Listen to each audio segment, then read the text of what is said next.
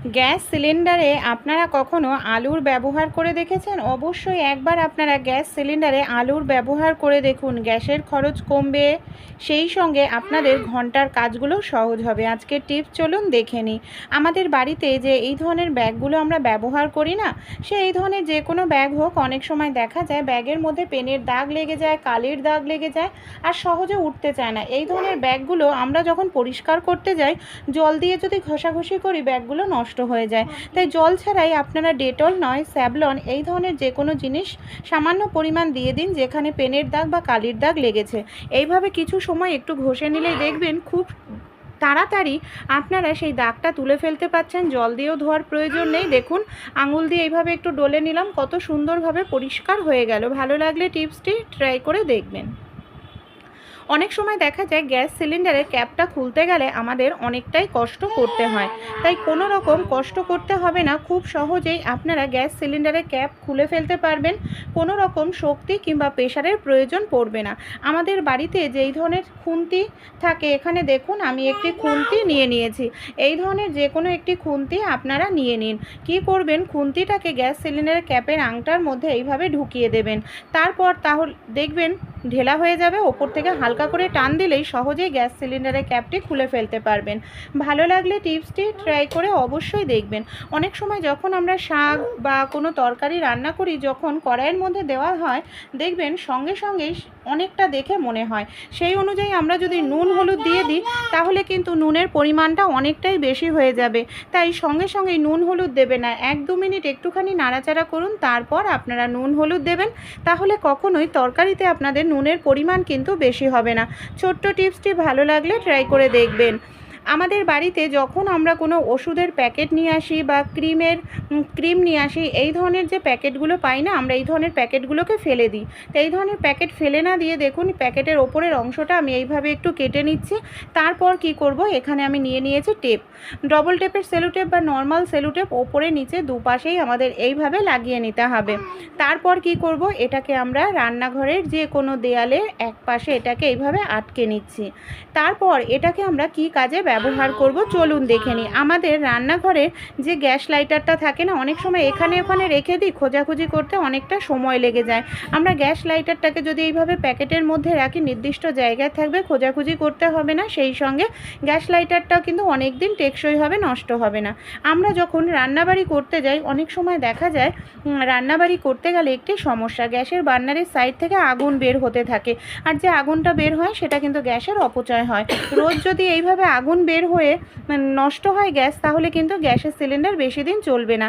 সমস্যাটা কি হয়, অনেক সময় দেখা যায় গ্যাসের বার্নারটার 4 সাইডে ক্ষয় হয়ে যায়, যেখান থেকে গ্যাসটা লিক হতে থাকে। তাই যদি গ্যাসের বার্নার সঙ্গে সঙ্গেই না কেনা হয়, এই কাজটি অবশ্যই করবেন। এখানে আমি নিয়ে নিয়েছি সাবান, নর্মাল গায়ে মাখা সাবান। কি করছি, বার্নারের 4 সাইডে এইভাবে আমি সাবানটাকে দিয়ে ভালো করে লাগিয়ে নিলাম। তারপর বার্নারটাকে সেট করে আপনাদের আমি দেখাবো যে দেখুন কত সুন্দর আগুন জ্বলছে। সাইড থেকে কিন্তু আগুনটা আমাদের আর বের হচ্ছে না, এতে আমাদের গ্যাসের অপচয়টাও কিন্তু হবে না। ভালো লাগলে ট্রাই করবেন। আমরা যখন এই ধরনের শাড়ি পরি, দামি চুড়িদার পরি, অনেক সময় একবার পরেই কিন্তু সেটাকে আমরা ধুয়ে দিই না। কি করি, রোদ্রে দিই, রোদ্রে একদিন দিয়ে তারপরে সেটাকে আমরা আলমারিতে তুলি। কিন্তু ডাইরেক্ট যদি এই ধরনের শাড়ি, জামা কাপড়, চুড়িদার ডাইরেক্ট রোদ্রে দিলে এর যে গ্লেজ রঙটা নষ্ট হয়ে যায়, ভালো থাকে না। তাই কি করবেন, হ্যাঙ্গারের মধ্যে এইভাবে ভালো করে আগে ঝুলিয়ে নিন। তারপর আমাদের বাড়িতে এই ধরনের অনেক পুরনো কিন্তু গেঞ্জি থাকে বা শার্ট থাকে, হ্যাঙ্গারের মধ্যে এইভাবে দেখুন আমি একটি পুরনো গেঞ্জি পরিয়ে নিচ্ছি। তারপর যদি আমরা রোদ্রে দিই, তাহলে কি হবে, রোদ্রের যে ডাইরেক্ট হিটটা সেটা কিন্তু আমাদের আর কখনোই ডাইরেক্ট কাপড়ে লাগবে না, কাপড়টা নষ্ট হবে না।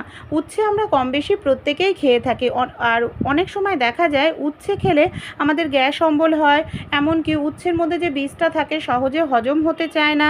অনেক সময় রান্না করার পর উচ্ছেটাকে আমরা বীজটাকে ফেলে দিই, এতে তেল মশলাও নষ্ট হয়। তাই উচ্ছেটা যখন আপনারা কাটবেন, কি করবেন, এইভাবে অর্ধেক করে কেটে নিন।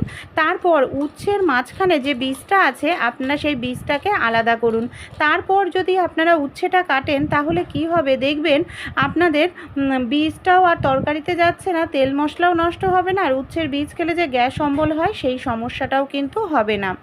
এখানে আমি নিয়ে নিয়েছি একটি পাত্র, পাত্রের মধ্যে আমি দিয়ে দিলাম 2 চামচ পরিমাণ চা পাতা, সামান্য পরিমাণ দিয়ে দিলাম কালো জিরে, আর যে শ্যাম্পু আমরা ব্যবহার করি সেই শ্যাম্পু আমি দিয়ে দিলাম পরিমাণ মতো। 1 চামচ মেথি ভেজানো দিয়ে দিলাম। 1 গ্লাস পরিমাণ জল দিয়ে সবগুলো উপকরণ খুব ভালো করে এইভাবে মিশিয়ে নেব। এর মধ্যে আমি কিছুটা পরিমাণ পেঁয়াজ পাতা দিয়ে দিলাম, মানে পেঁয়াজের খোসাগুলো। এবার 2 থেকে 3 মিনিট খুব সুন্দর করে ফুটিয়ে নিতে হবে। যে জিনিসগুলো দিয়েছি তার যে উপকারিতা গুণ জলে খুব ভালোভাবে এবার দেখুন 2 থেকে 3 মিনিট আমাদের ভালো করে ফোটানো হয়ে গেছে। এবার আমি একটি ছাঁকনির সাহায্যে ছেঁকে নিচ্ছি, আর এটাকে কিন্তু খুব ভালো করে আগে ঠান্ডা করে নেবেন। তারপর যদি আমরা চুলটাকে শ্যাম্পু করি তাহলে আমাদের চুল ন্যাচারালি কালো থাকবে, ঘন হবে, চুলের গোড়া মজবুত হবে, এমনকি চুলে শাইন চলে আসবে। আমাদের বাড়িতে যে এই ধরনের জুয়েলারি ব্যাগগুলো থাকে না, অনেক সময় দেখা যায় এই ধরনের জুয়েলারি ব্যাগগুলো আমরা বেকারভাবে ফেলেই দিই, কোনো কাজেই তেমন ব্যবহার করি না। তাই এই ধরনের জুয়েলারি ব্যাগ দিয়েই আমরা আমাদের কঠিন কাজকে সহজ করে নিতে পারি। কিভাবে চলুন দেখে নিই। এখানে আমি দেখুন নিয়ে নিচ্ছি একটি সেফটি পিন। কী করব, জুয়েলারি যে ব্যাগটা আছে ব্যাগের মধ্যে সেফটি পিনের সাহায্যে একটি কসবাইট নিয়ে নিচ্ছে, কসবাইটটাকে এইভাবে লাগিয়ে নিচ্ছি। তারপর কি করব, কসবাইটের ওপরে এখানে আমি নিয়ে নিচ্ছি হারপিক। হারপিক আমাদের প্রত্যেকের বাড়িতেই থাকে। এখানে দেখুন সামান্য পরিমাণ আমি এইভাবে হারপিক কসবাইটের ওপরে নিয়ে নিলাম। কি কাজে ব্যবহার করব চলুন তাহলে দেখে নিই। আমাদের ঘরের মেঝেতে অনেক সময় দেখা যায় মার্বেলের মেঝে কিংবা টাইলসের মেঝেতে জয়েন্টের জায়গায় না দাগ হয়ে যায়, আর এই দাগগুলো দেখতে কিন্তু ভীষণ বাজে লাগে বন্ধুরা। তাই যেখানে দাগ হয় সেই জায়গাটা নর্মালভাবে ঘর মুছতে গেলেও পরিষ্কার হয় না। হারপিক দিয়ে ডাইরেক্ট হাত দিয়ে পরিষ্কার করতে গেলে হাতে অনেক সময় হারপিক লাগে, অ্যালার্জি, র্যাশ হয়ে যায়, হাত রুক্ষ হয়ে যায়। তাই এইভাবে হাত আপনাদের হারপিকের মধ্যে লাগবে না, কারণ হাতটা কিন্তু জুয়েলারি ব্যাগের সেফটি পিনের মধ্যে আটকে ধরবেন। আর এইভাবে একটু ঘষে নিলেই দেখবেন জয়েন্টের যে দাগগুলো সেই দাগগুলো কত সুন্দরভাবে পরিষ্কার হয়ে গেল।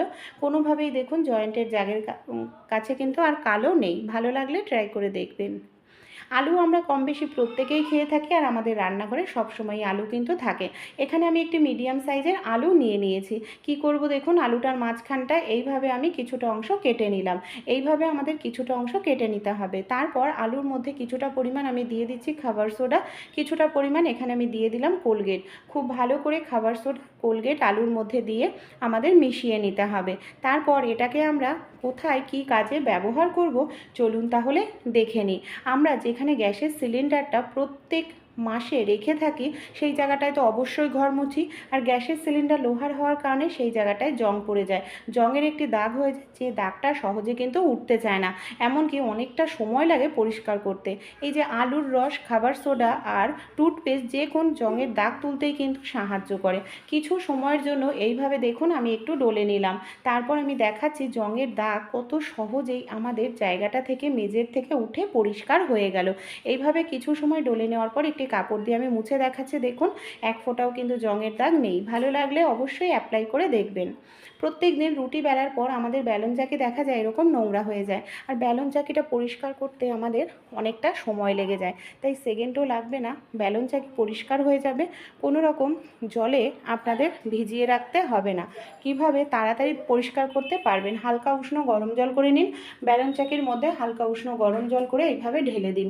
দেখবেন সেকেন্ডের মধ্যে ব্যালন চাকির মধ্যে যে আটাটা লেগে শক্ত হয়ে যায় সেটা আপনাদের খুব দ্রুত তাড়াতাড়ি উঠে যাবে, এমনকি আপনাদের ব্যালন চাকি পরিষ্কার হয়ে যাবে। আর ব্যালন চাকি অনেকক্ষণ জলে ভিজিয়ে রাখলে কিন্তু কাঠের যেহেতু জিনিস খুব তাড়াতাড়ি ফাঙ্গাস ধরে নষ্ট হয়ে যায়। তো এইভাবে আপনারা পরিষ্কার করবেন, সময়ও বেঁচে যাবে, আর ব্যালন চাকিও ভালো থাকবে। ব্যালন চাকি ধোয়ার পর অবশ্যই জলটাকে ভালো করে মুছে রাখবেন, তাহলে ব্যালন চাকি সহজে ফাঙ্গাস ধরে না, ভালো থাকে।